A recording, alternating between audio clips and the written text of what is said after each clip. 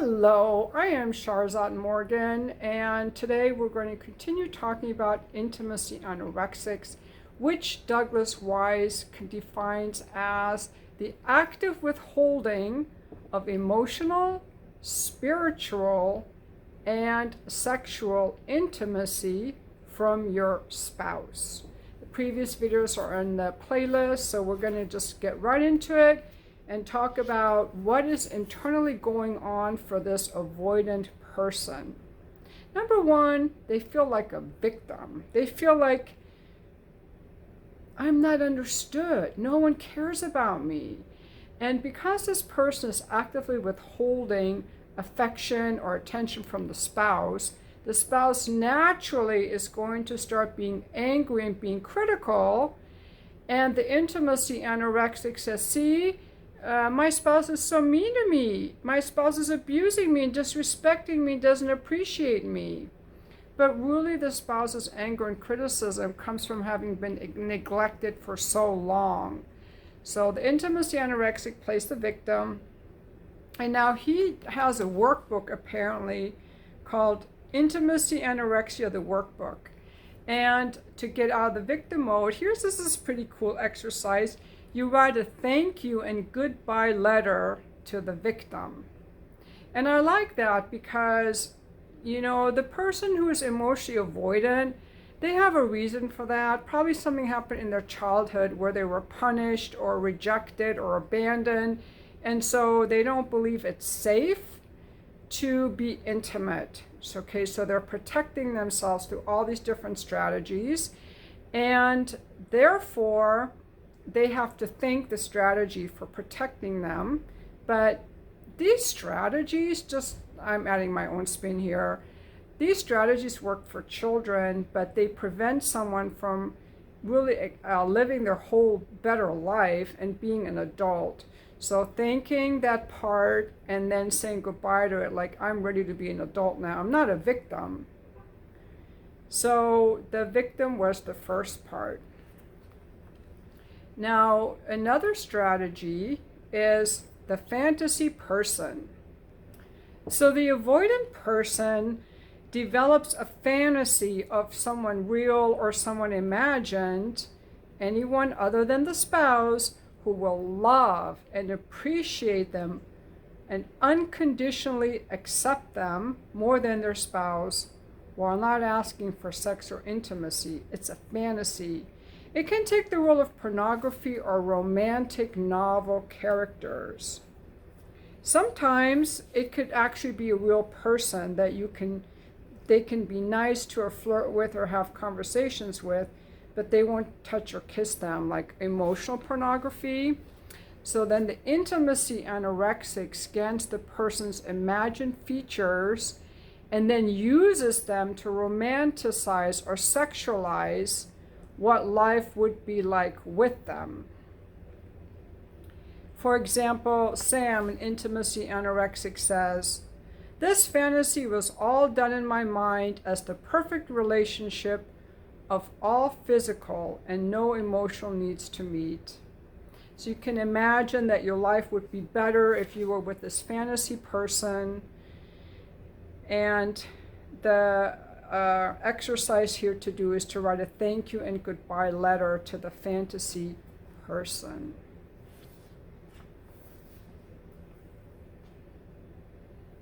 The next strategy is the fear of intimacy. That's when you tell yourself, well, I'm just afraid of being hurt. I've been hurt before. I don't trust men, or I don't trust women, or all women are going to cheat on me, or all men are going to cheat on me. And so you rationalize this in your mind as a reason to keep yourself safe. I hear these kind of tropes often on the internet, like all women cheat, or the manosphere is full of this victim and fear-based stuff. It's a form of emotional avoidance, frankly. But I think I can also see some of these in myself, and maybe you can see some of these in yourself to a lesser degree. And it's okay to be afraid. After all, you've been hurt before by your spouse or others like them. This is what you tell yourself.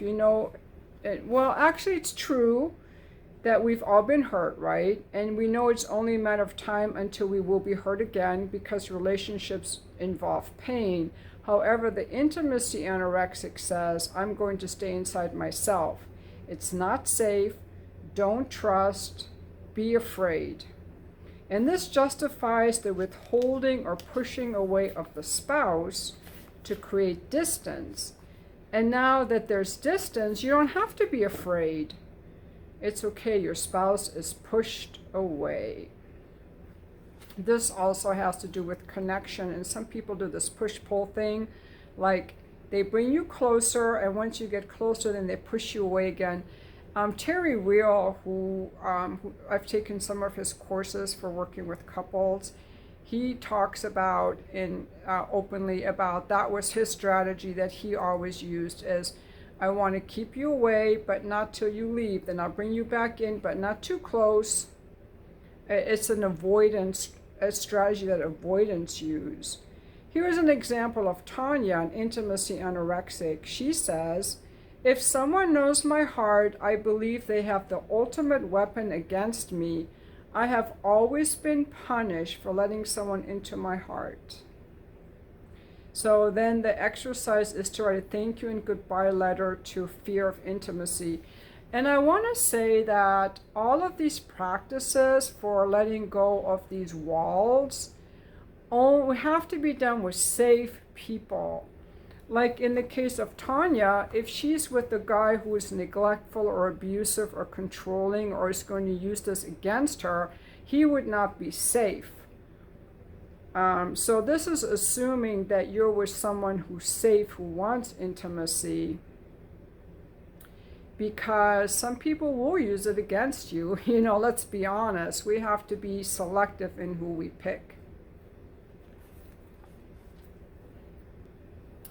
The intimacy anorexic has a high need for safety, and this is what they tell themselves. I must be absolutely safe before I come out. It must be a promise that you will never, ever hurt me, see a flaw, or criticize me in any way. I demand safety as a condition to relate. These are all intimacy avoidant strategies because in the real world, all relationships have pain. All spouses definitely give pain. And those are the realities of real life.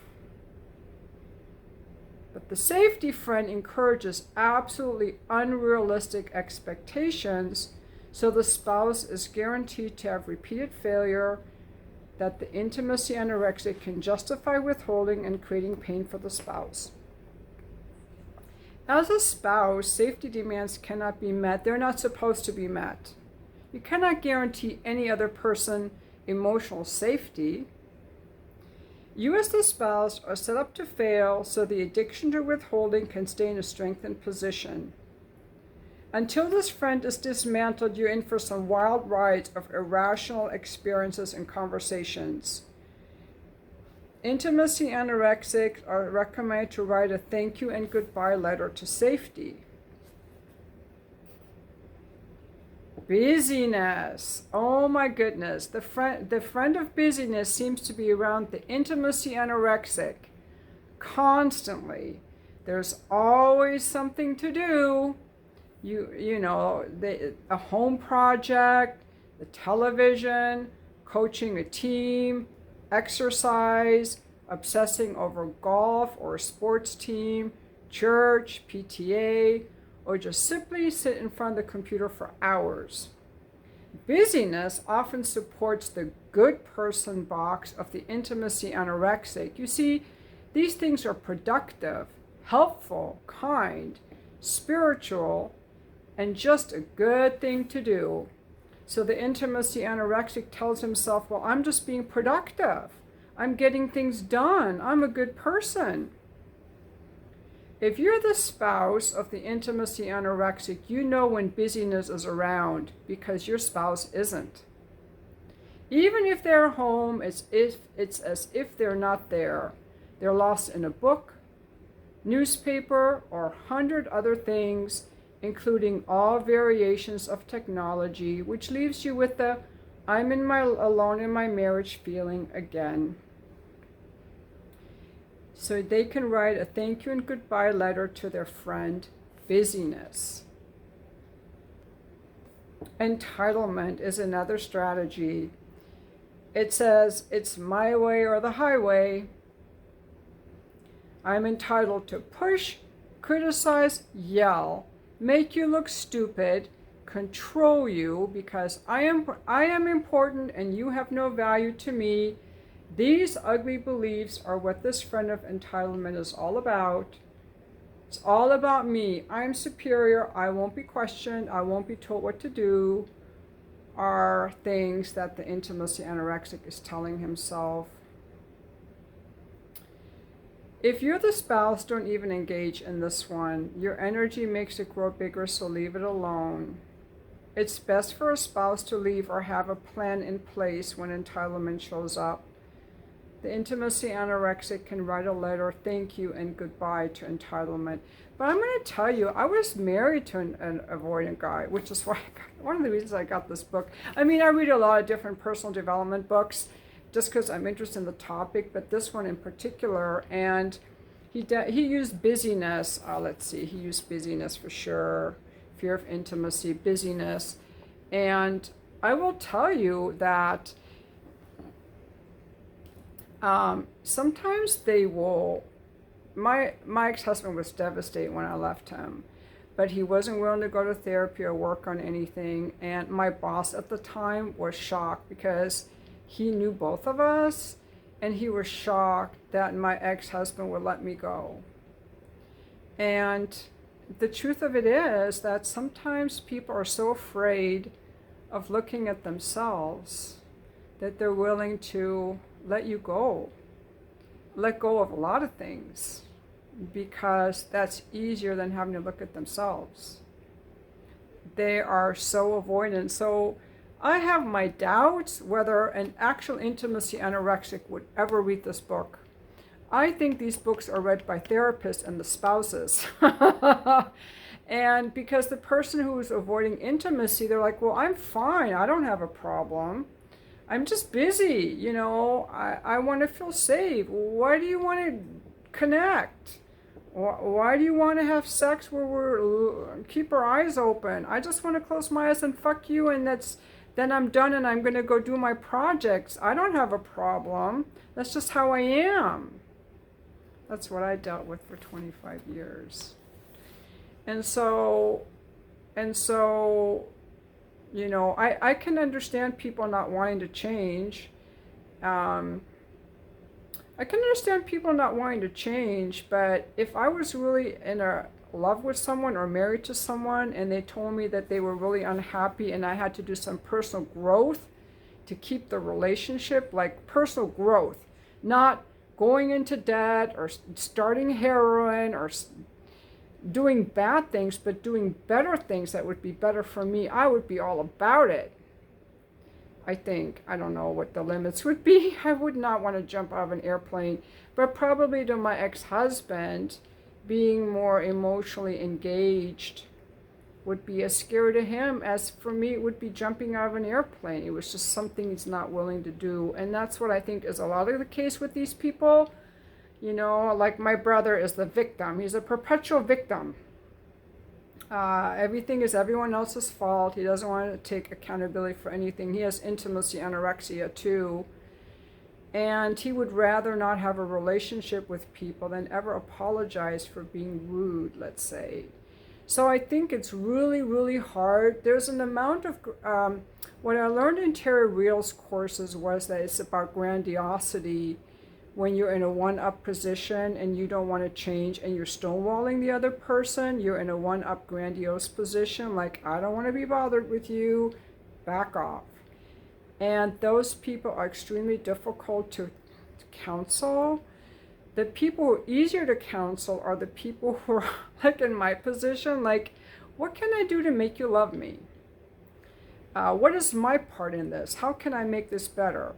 People like me are the ones who are reading the book, wanting to go to therapy, and we're easier to treat because we want to change.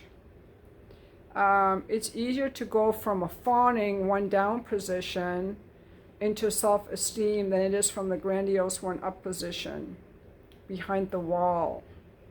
So I really don't believe that any of these people are going to write any of these letters, honestly. Okay, the next one is control. I was going to make chapters, but now that I'm doing all this ad-libbing in these sections, I decided I'm not going to make chapter headings for this video. Control is required for the intimacy anorexic because they want to appear perfect. Without control, there will be flaws, authenticity, and vulnerability. Control, like a hard wax on a car, fills these cracks, and all you have is the great shine everyone loves. Control manifests itself differently for each intimacy anorexic. For some, it's money, sex, time, withholding love or praise, or just not connecting. But control holds down the fort. If the intimacy anorexic feels their image is under attack, control and the bully anger will come out and protect the image and secure the perimeter. You can write a letter, thank you and goodbye, to control. Rose, an intimacy anorexic, says, I used control to keep myself in what I thought was a safe place, but really didn't allow myself to even dare to make the changes I needed to get healthy. Next, we have independence. The intimacy anorexic wants to stay in the second stage of development, which is independence. The first stage of development is when we're born, right? It's dependence. It's a forced trust. Then we become independent, and then we become interdependent. And in families, like with our spouses and with our children, we're interdependent. And with our friends, maybe to some extent too, but definitely with our intimate partner, we're interdependent. But the anorexic is not willing to be interdependent. They are like, I'm independent, I don't need you, I don't want you to give me your ideas or your opinions or tell me what to do.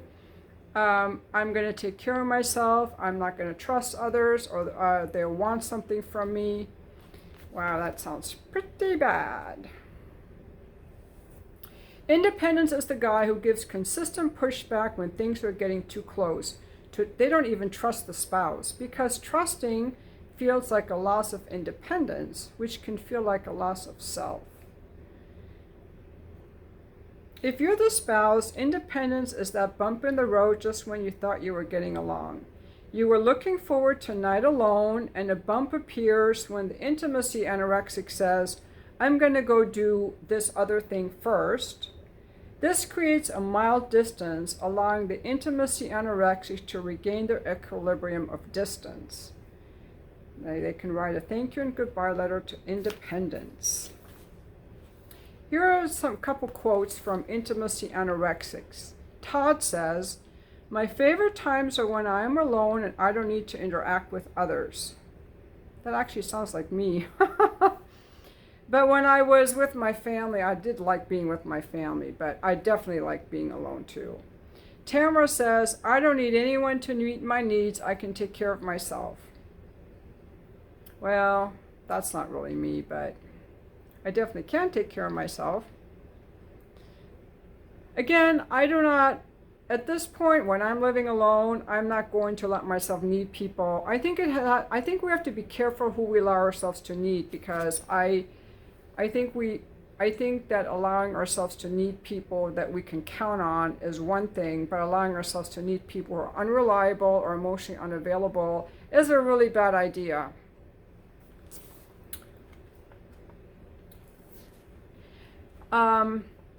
Let's see, I'll share a little personal story on this. So my ex-husband pushed me away so many years of our marriage that I had to become very independent of him.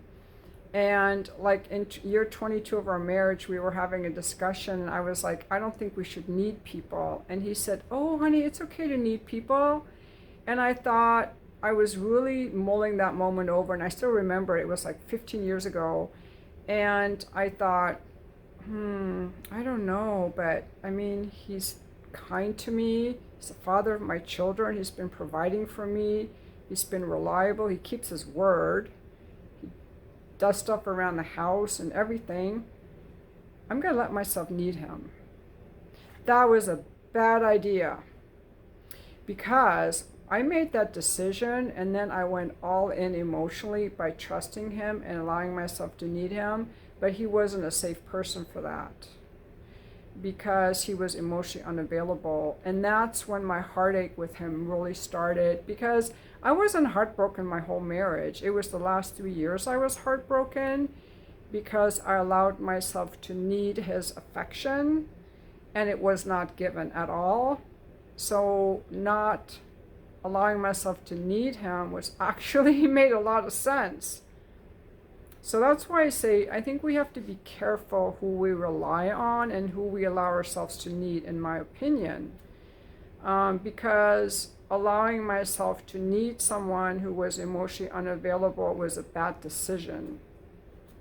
But I didn't know that at the time. So you can learn from my mistakes. Okay, next we have selfishness. Selfishness is the rationalization of keeping every commitment but not the commitment to love, honor, or cherish the spouse. And that has to do with the guy who's like, you broke your marriage vows, lady. Well, it's selfish of your spouse to not honor the commitment to love, honor, and cherish the spouse. Selfishness keeps the intimacy anorexic limited on empathy. Since they can't see others, it makes it hard at times to feel the pain of others. And by not having empathy, they don't even realize, or they don't care that the spouse is in a lot of pain, because they're like, well, I'm not in any pain. One thing I want to say on that is I was in so much pain the last 3 years of my marriage, off and on. I was trying to figure out, how can I be okay with this? What are the coping strategies I can use? And he was just like, he didn't understand why I was in pain. He was very upset when I decided to divorce, and we divorced amicably. And after I moved out, I started hearing reports from the kids that he was awake all night, he wasn't sleeping. And 3 months later, I saw him. I thought he was dying of cancer. He looked so horrible. And that's when I realized what utter grief he was in. He was in so much pain and grief when I left. So I felt the pain before, and then he felt it after I left. But even though he didn't want me to go, this is what I want you guys to know. It's almost like an alcoholic who's like, well, you can go, I'm going to keep drinking, and you leave, and they're going to keep drinking, and then they're sad that you left, but they're going to keep drinking. The only time a difficult spouse is going to change, a grandiose spouse, either one who's controlling or walled off, is the threat of losing the relationship. But for some very stubborn people, I call them mules or donkeys because they're very stubborn, that doesn't do it either. Now, I don't have any regrets. I am so much better off. But I'm just telling you that if you were someone who's avoidant, I doubt you can change that person. They will not want to go to therapy, and if you get tired of it and say, I'm going to leave if you don't go to therapy with me, the chances are they're going to be like, well, I don't want you to leave, but I can't do therapy. They're just behind a wall. Like, it's really sad. Because I kept telling my husband, I'm not asking you to rob a bank or take heroin. I'm just asking you to get more in touch with your feelings and go to therapy with me. But it was so scary. I know. It reminds me when I was trying to give people free coaching and they didn't want it. They're like, well, I'm comfortable with my pain. I'm comfortable with my depression. I'm comfortable with my anxiety. So, I try to understand that people don't want to change and they get in their comfort zone. And the only time people will really change is life brings you pain. And your spouse leaving you, if you would like your relationship, is painful, and people are often willing to go to great lengths, but not all lengths. They may not be willing to quit drinking, might not be willing to become more emotionally open. You know, they may not be willing to stop whatever thing they're doing that is a negative in their own life or the relationship.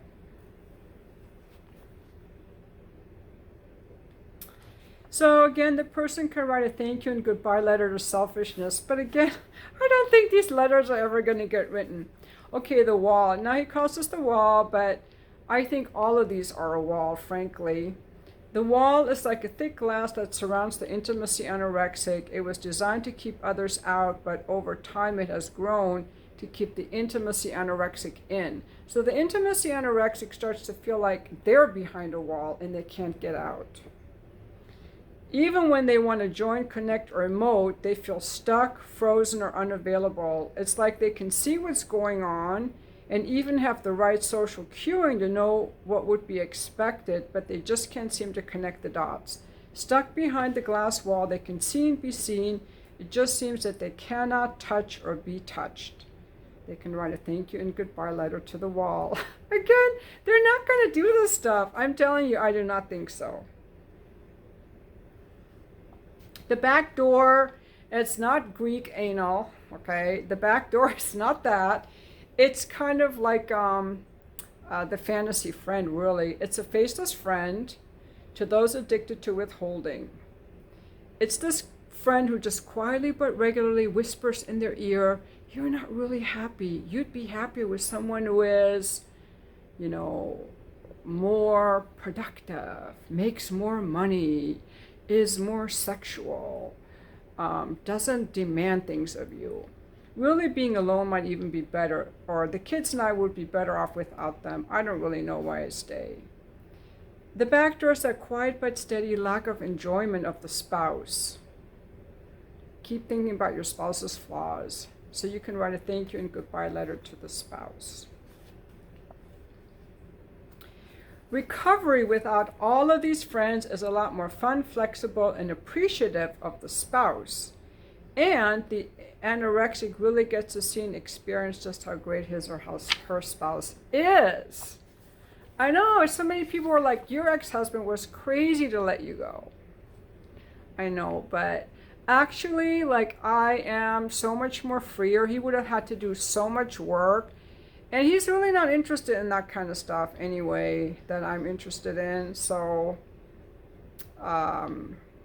you know, again, when I married him, I didn't know any of this stuff. But I think 25 years is a good run. Now let's talk about recovering strategies with the spouse, chapter 9. For the spouse to recover, and like I said, I doubt that they want to, they have to actively initiate emotional, spiritual, and sexual intimacy toward their spouse. Now remember, we said that intimacy anorexia is defined as the active withholding of emotional, spiritual, and sexual intimacy from the spouse. Active withholding. So the recovery is the active initiating of emotional, spiritual, and sexual intimacy toward the spouse. So we go from active withholding to active initiating. And initiating is a huge word. It's a huge act. Instead of being walled off and pushing away, you actually are going to open and go toward someone. Okay, so the intimacy anorexic has always done this. Back off.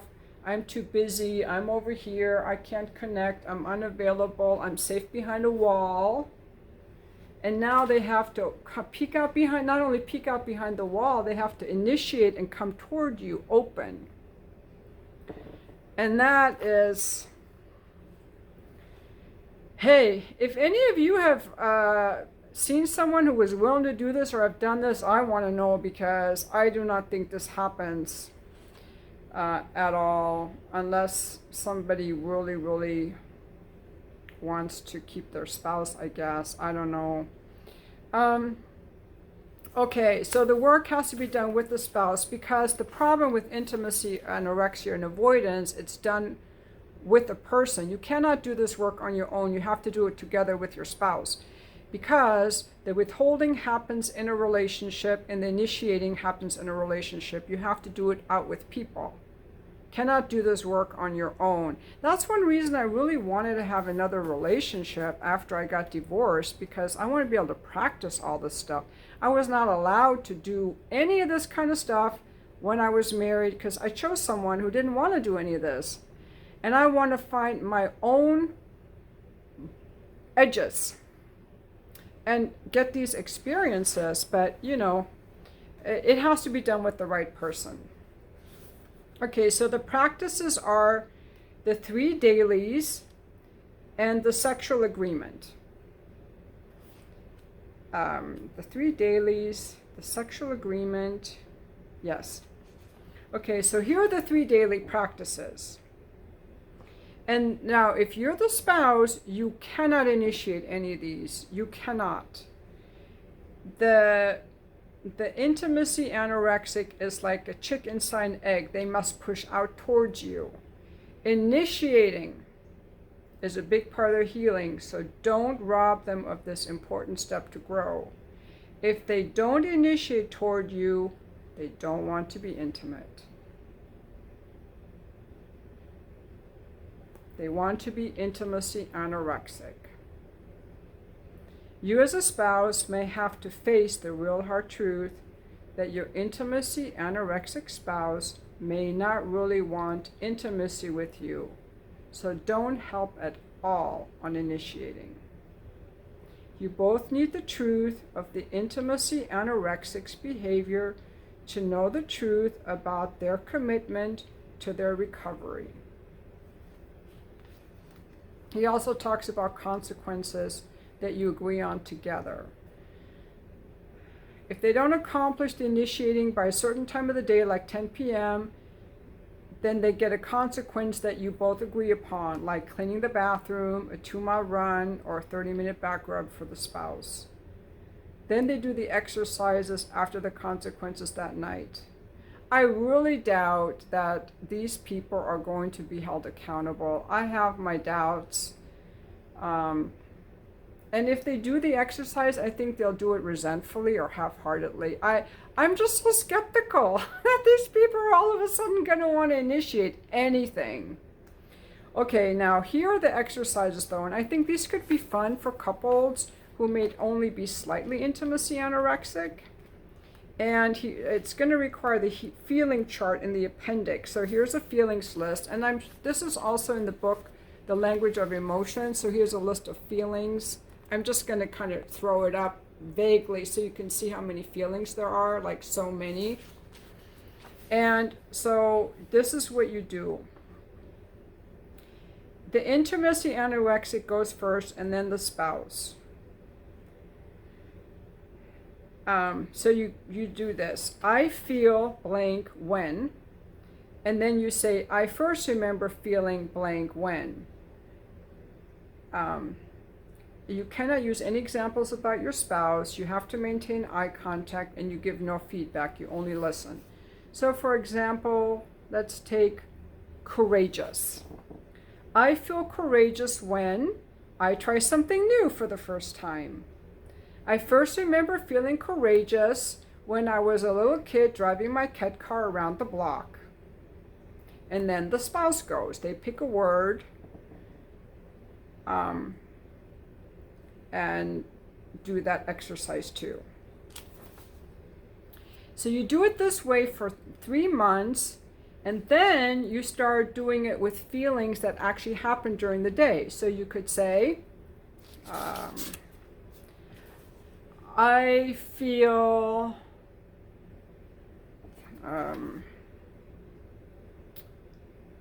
rejected when I talk to you and you ignore me. Let's see, is that the one? Yes. Okay, so you do an intentional emotional exercises like that. I think those are really nice. Now, some intimacy anorexics are more committed to the addiction of withholding than they are to their marriage or recovery.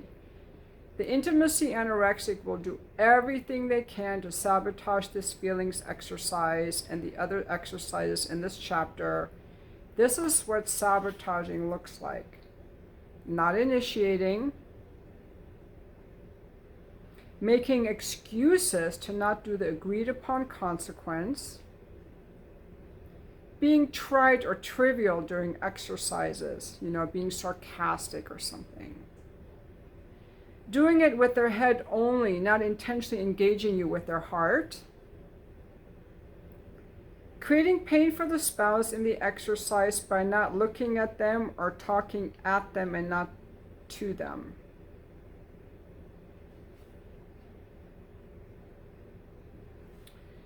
The second exercise has to do with emotionally connecting with your spouse. Intimacy anorexics focus on the flaws of their spouse, so they're very critical, and they withhold praise. So in this exercise, we give 2 compliments or praises to each other. And I like this one a lot. I love giving compliments to people anyway. So for example, the intimacy anorexic goes first, makes eye contact, and tells their spouse, Paul, I really like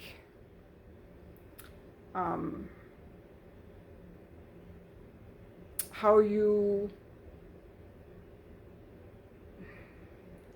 I really like your chest hair.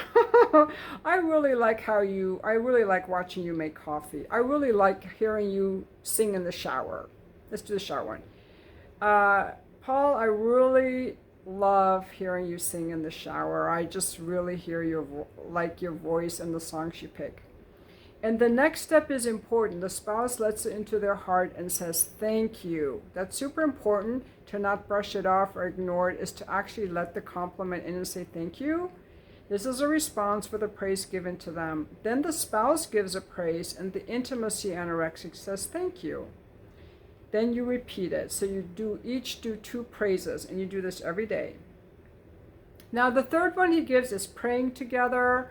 I don't think you have to do that if you're not a prayer. This guy is obviously religious, but it's to get over the spiritual withholding.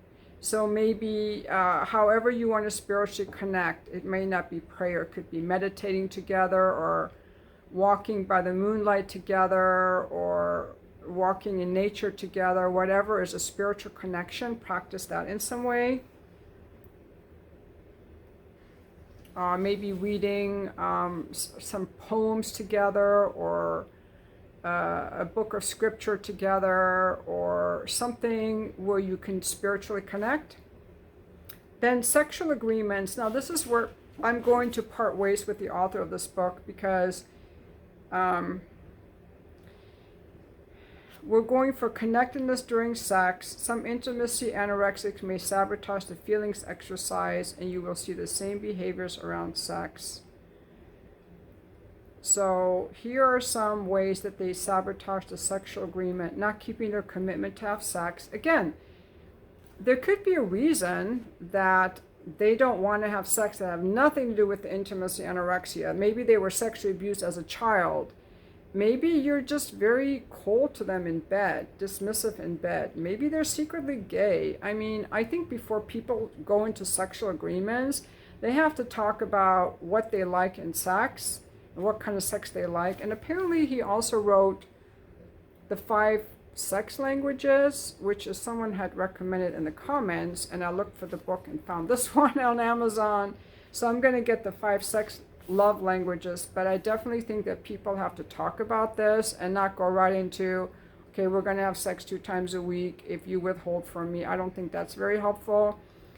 For the sexual one, I would even do something that involves some kind of physical touch, rather than full-blown sex, like hand holding, back rubs, kissing, other kinds of sensual touch that are not sexual, just to see if you can even get that person to want to hug you. Like a 30-second hug would be really good to do every day a couple times, or hand holding while you're walking, or you find out if you even like to hug that person, if they can even do that.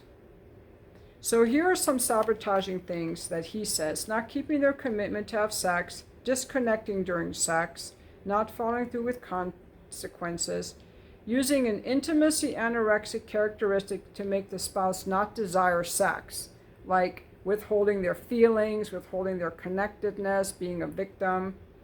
That's a sabotage. Or negative communication before, during, or after sex. So they can sabotage it, and I think this one is easy to sabotage because a lot of people are not comfortable with that intimacy during sex. Some intimacy anorexics are married to withholding and not to the spouse. There are 3 components to a sexual agreement. First, establish a weekly frequency. It should be 2 to 3 times a week unless you're over 50, and then it should be 1 to twice a week.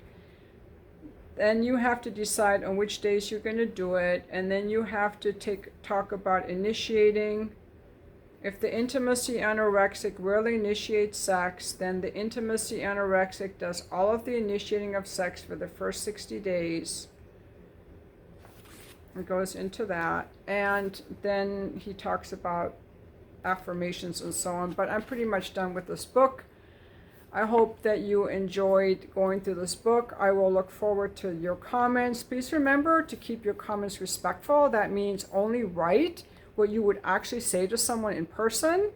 The comments should be either sharing something that you've experienced or seen, or an opinion you have, or something that you've learned. Any kind of comments that are useful, but start out with, I had a comment recently that was a really good comment, but the first sentence was, this lady is way off base, or this lady, something about me that was very disrespectful, and then he left a really good comment, and I had to hide him from the channel. Like, be respectful. And any people are saying, well, all women are cheaters. They're hidden. I don't do this all or nothing language or denigrating an entire gender. So, just, you know what a good comment is. This is what happened to me. This is what I think. Have you heard of this book? Also, people who ask me personal questions are going to be hidden from the channel going forward, asking me my sign, asking me where I'm from, how to say my name, will I play piano for you, are highly inappropriate. As an anonymous person asking me these people will also be hidden from the channel. This is not a dating site or a dating app, If you don't know, just look at the comments that are left up to get an idea of the positive discourse that people can have on YouTube. I cannot even make up some of the stuff that people think it's okay to leave. And I think when you're hidden from the channel, when you write a comment, you'll see that it'll just disappear. And some of your comments are actually just helped by YouTube. It's not me blocking you. But I have a bunch of words that are red flagged. So if you use those words, you're automatically, your comment won't post. Like prude. I think a bunch of guys used to say I was an old prude, wrinkly old prude or something. I think I put wrinkly. I don't know. Like, just to let you know that it's, you're free to leave your comments, and comments are appreciated. But I think some people never were taught how to be a gentleman or how to be a lady. So just, if I annoy you that much, just change the channel. I mean, you don't have to watch me. If I'm that annoying or make you that mad, then you should not watch me. Go where you find joy. Go to a channel where people uplift you and make you happy, and you like what you hear, and they enrich your knowledge. Go there. You don't have to watch my videos, but if you do, thank you so much. I love reading your comments, and I just want to make sure I get through the books that I started. So the next book I have to finish is the male sexuality and the no bad parts. So I will get through those at my leisure, because this is just like a fun thing that I do. It's not like, oh, I have deadlines or something. Thank you for watching my video.